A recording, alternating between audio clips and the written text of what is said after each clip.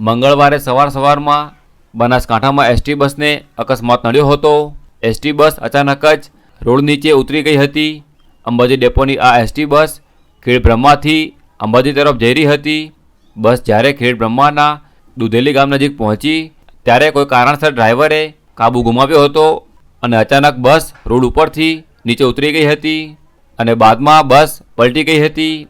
અકસ્માતની તસવીરોમાં ડ્રાઈવર અથવા કંડક્ટર પલટી ગયેલી બસ ઉપર જઈને અન્ય મુસાફરોને બહાર કાઢવાનો પ્રયાસ કરતા જોવા મળી રહ્યા છે। બસમાં સવાર 12 મુસાફરોને ઈજા પહોંચતા સારવાર માટે ખસેડાયા છે। બસ કયા સંજોગોમાં રોડ નીચે ઉતરીને પલટી ગઈ તે અંગે હજુ કોઈપણ સત્તાવાર માહિતી પ્રાપ્ત થઈ નથી।